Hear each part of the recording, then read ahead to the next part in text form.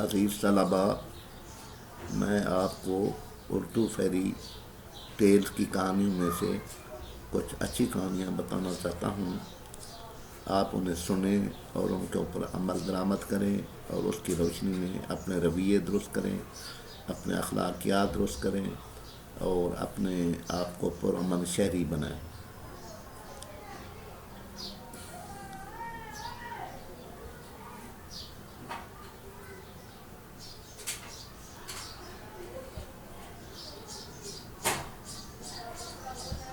फकर से कर है दो पक्के दोस्त थे जिनका नाम के और गर्डा था। वो एक दूसरे के पड़ोसी थे। दोनों दोस्तों को फूल बहुत पसंद थे। उन्होंने अपने लॉन में गुलाब के फूल लगाए हुए थे। के की दादी उनको रोज एक कहानी सुनाया करती थी।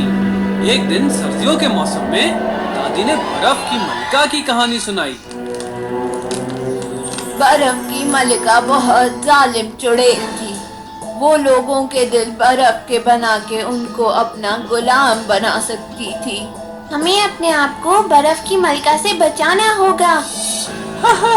अगर वो यहाँ आई तो मैं उसको आग पे पिघला दूंगा और वो फिर पानी की मलका बन जाएगी। मुझे किसी की हंसी की आवाज आ रही है। ये कौन है? क्या कोई खिड़की के बाहर खड़ा है? के ने खिड़की खोलकर बाहर देखा। बाहर बर्फबारी हो रही थी। के की आंखों में कुछ झलक गया। अब मेरी आंखें! आंखों के बाद उसके दिल में कुछ दर्द सा हुआ। मेरा दिल! क्या हुआ कि तुम्हें चोट लगी? ये तुम्हारा मसला नहीं है, दूर हो जाओ। ये गर्डा के लिए एक हैरानी की बात थी, क्योंकि इससे पहले के ने कभी ऐसा नहीं किया था। उस दिन के बाद से के का रवैया अजीब हो गया। वो अब गर्डा से बदतमीजी से बात करता। गर्डा को के का रवैया समझ ही नहीं आया। एक दिन के अपनी बर्फ गाड़ी बाहर लेकर आया। के चलो खेलते हैं। नहीं, मैं बड़े लड़कों के साथ खेलूंगा। के हम पक्के दोस्त हैं, तुम मुझसे बात क्यों नहीं करते? के ने गर्डा की तरफ तवज्जो ही नहीं दी और बर्फ गाड़ी में चल पड़ा। गर्डा ने उसका पीछा किया, लेकिन के इतनी तेजी से निकला कि जल्दी वो उसकी नजरों से ओझल हो गया। बेचारी गर्डा घर वापस आ गई। के की बर्फ गाड़ी तेजी से जा रही थी। अचानक एक सफेद घोड़ों की बच्ची सामने आ गई। के की बर्फ गाड़ी को अपने साथ घसीट लिया। शुरू में के को बहुत मजा आया, लेकिन बाद में वो घबरा गया। बग्गी उसको स्नोलैंड ले गई। के सामने एक बड़ा सा बर्फ का महल था। बग्गी से कोई नीचे उतरा और वो थी बर्फ की मलका। के बर्फ की सल्तनत में खुशामदीद। इससे पहले के कुछ कहता, बर्फ की मलका ने अपना हाथ के सर पे रख दिया। उसका जादू काम करने लगा और के उसके पीछे पीछे चलने लगा। बर्फ की मलका के को महल ले गई। गर्डा ने के का बहुत इंतजार किया, लेकिन वो वापस नहीं आया। उसने उसको बहुत ढूंढा, लेकिन वो कहीं नहीं मिला। गर्मी आ गई थी। गर्डा ने तहिया कर लिया था कि वो के को घर वापस लेकर ही आएगी। उसने इस बारे में दादी से बात की। तुम बहुत बहादुर लड़की हो गर्डा, तुम जरूर कामयाब होगी। शुक्रिया दादी अम्मा। ये लो आईना, ये तुम्हारी मदद करेगा। गर्डा ने आईना लिया और के को ढूंढने निकल पड़ी। वो अपने घर से बहुत दूर निकल आई थी। रास्ते में उसने चिड़ियों, जानवरों, दरख्तों और हवाओं से पूछा कि क्या उन्होंने के को कहीं देखा है, लेकिन किसी ने भी के को नहीं देखा था। गर्डा ने भी हिम्मत नहीं हारी। वो आगे बढ़ती गई। बहुत आगे चलने के बाद वो एक दरिया के पास पहुंची। वहां कोई भी नहीं था। गर्डा ने एक लम्हे को सोचा और फिर दरिया से पूछा, प्यारे दरिया, क्या तुमने मेरे दोस्त के को देखा है? वो कहीं गुम हो गया है। उसको कोई जवाब नहीं मिला। वो उदास होके वहां से जाने वाली थी कि अचानक एक बगला आया और उसके कंधे पे बैठ गया। मैं तुम्हारी मदद कर सकता हूँ, लेकिन उससे पहले तुम्हें कुछ देना होगा। बगला उड़ गया था। गड्ढा को अंदाजा हुआ कि दरिया की तरफ से कोई पैगाम है। उसने अपने गले का हार उतारा और दरिया में डाल दी। अचानक ही एक कश्ती उसकी तरफ आने लगी। वो खाली थी। गड्ढा कश्ती में बैठ गई और कश्ती खुद ब खुद चलने लगी। कश्ती उसको दरिया के दूसरे किनारे पे ले गई। गड्ढा कश्ती से उतरी तो उसके सामने एक खूबसूरत बाग था। उसमें फूल लगे हुए थे। उसने इतने किस्म के फूल कभी नहीं देखे थे। गड्ढा फूलों को देखकर बहुत खुश हुई, लेकिन उसने महसूस किया कि फूलों में तो खुशबू ही नहीं है। फिर गड्ढा के पास एक औरत आई। खुशामदीद लड़की। शुक्रिया। तुम कौन हो और यहाँ क्या करने आई हो? मैं गड्ढा हूँ।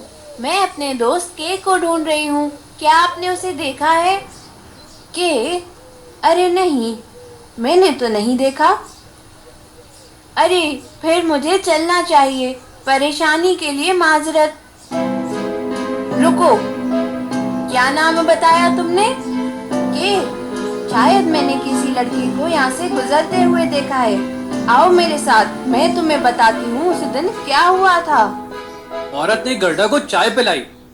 गड्ढा ने बताया कि केक किस तरह गायब हुआ। उसने बताया कि उसका शक बर्फ की मलिका के ऊपर है।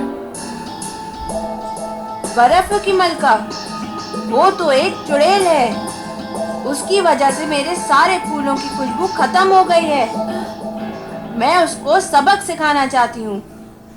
कुछ देर बाद औरत गड्ढा के बाल झाड़ने लगी। उसके हाथों में एक जादुई कंघी थी। उस समय वो चाहती थी कि गड्ढा उसके पास रहे, क्योंकि वो अकेली थी। जादुई कंघी की मदद से उसने गड्ढा की याददाश्त मिटा दी थी। गड्ढा सो गई और जब वो उठी तो उसको कुछ याद ही नहीं था। मैं कहाँ हूँ? तुम मेरे साथ हो, मेरे बाग में। औरत का जादू गड्ढा की पाक रूप पे ना चढ़ सका। जैसे ही गड्ढा ने औरत की टोपी पे खूबसूरत फूल देखा, उसको के और उसके बारे में सब याद आ गया। मुझे के को जल्द से जल्द ढूंढना है। मुझे इजाजत दीजिए। औरत ने गड्ढा को रोकने की कोशिश की, लेकिन गड्ढा अपने फैसले पे अटल रही। वो वापस जाकर कश्ती में बैठ गई। कश्ती चल पड़ी, लेकिन उसको पता नहीं था कि अब उसको कहाँ जाना चाहिए। अरे दरिया, रास्ता ढूंढने में मदद करो। वो दुआ ही मांग रही थी कि एक कौवा आया और उसको शुमाल की तरफ जाने का इशारा किया।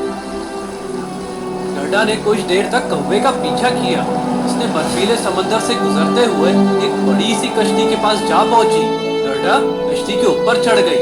क्या ये कश्ती मुझे बर्फ की मलका के महल ले जाएगी? एक बहरी कज़ाक लड़की गड्ढा के सामने आ गई। क्या तुम अपना रास्ता भूल गई हो लड़की? तुम बहरी कज़ाकों की कश्ती पर हो। गड्ढा ने उसको के और बर्फ की मलका के बारे में सब कुछ बताया। बहरी कज़ाक लड़की को सुनकर बहुत अफसोस हुआ। तुम के को बर्फ की मलका के महल से नहीं निकाल सकती। भूल जाओ उसे। मैं उसे किसी भी कीमत पे ढूंढ निकालूंगी। उसे तन्हा नहीं छोड़ूंगी।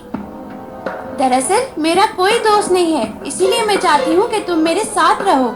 लेकिन मैं तुम्हारे रवैये से मुतासिर हुई हूँ। मैं तुम्हारे दोस्त को ढूंढने में मदद करूंगी। अगली सुबह बहरी कज़ाक लड़की ने गड्ढा को एक बारहसिंगा ला कर दिया।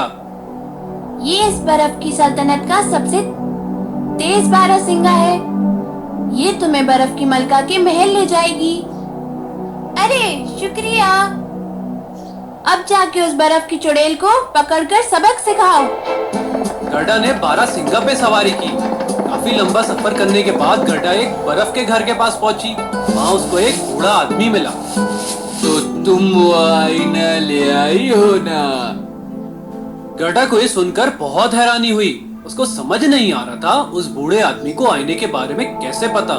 उसने आईना निकाला और अक्लमंद बूढ़े आदमी को दिखाया।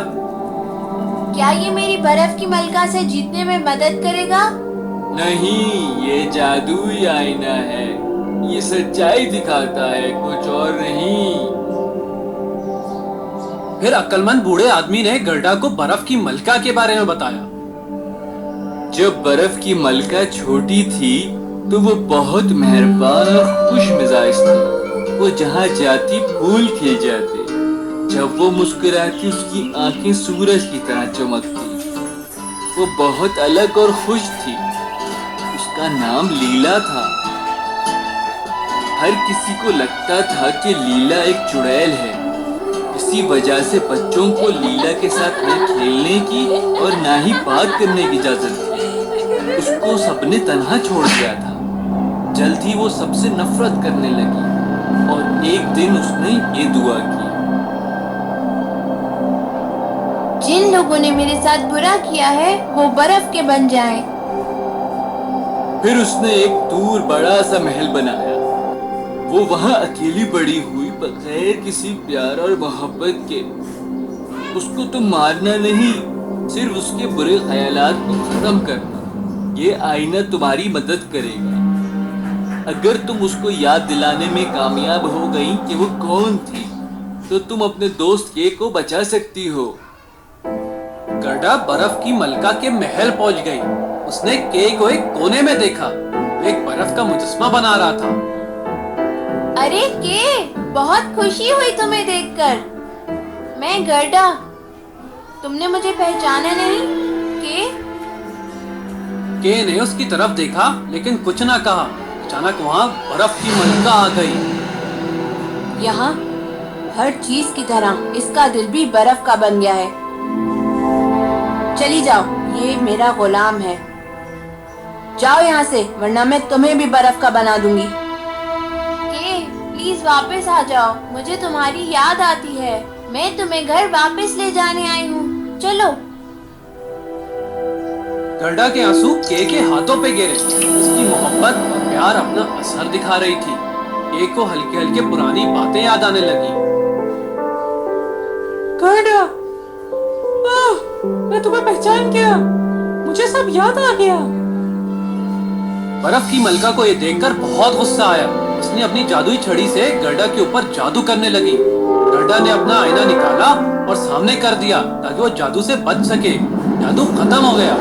बर्फ की मलका ने गर्डा के आईने में देखा। उसे जो देखा वो उसका चेहरा नहीं बल्कि एक छोटी बच्ची का चेहरा था।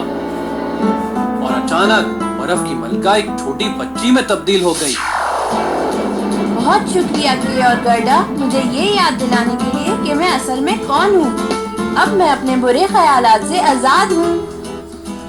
के और गर्डा ने लीला को खुदा हाफिज कहा और अपने घर वापस आ गए।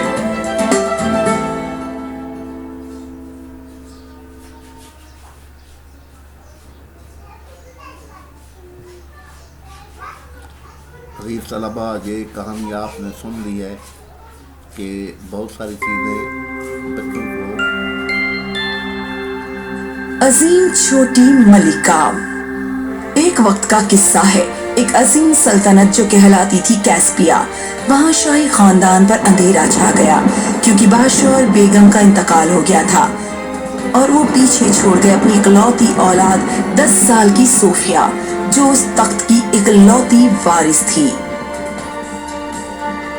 कैस्पिया की सल्तनत बहुत ही मायूसी, गमी और नाउम्मीदी के दौर से गुजर रही थी कि उसका मुस्तकबिल क्या होगा, और कमजर वजीर आजम जरान इससे वाकिफ था। हम छोटी बच्ची की ताजपोशी करेंगे और जब सल्तनत की रियाया ये देखेगी कि वो कितनी बेबस हुक्मरान है, तो मैं उनको यकीन दिला दूंगा कि कैस्पिया की भलाई के लिए मैं इसको अपने ताबे में रखूंगा। तो पूरी चांद की रात सोफिया की ताजपोशी की गई कैस्पिया की मलिका बनाकर। नरसिंह फूके गए और ढोल नगाड़े बजाए गए। जब छोटी मलिका तक तस्लीम हुई, वो सहमी हुई थी और बहुत पसेमान थी, और साथ ही साथ हाल ही में उसके वालिदैन की मौत का जख्म भी हरा था, जिसने उसे बहुत मायूस कर दिया था। मेरी मल्लिका, मैं आपको सजदा करता हूँ और मैं आपसे अपनी वफादारी और मदद का अहद करता हूँ ताउम्र आखिरी सांस तक। क्या अब मैं अपने आरामगाह में जा सकती हूँ, अगर ये मुफीद है तो? हाँ, यकीनन मलिका आलिया। दाई, मेहरबानी करके मलिका आलिया को उनके आरामगाह में ले जाओ और ख्याल रहे उन्हें किसी भी चीज की कमी ना हो। जरान का मंसूबा बहुत अच्छी तरह कामयाब हो रहा था। और जैसा कि उसने उम्मीद की थी, सोफिया एक छोटी बच्ची थी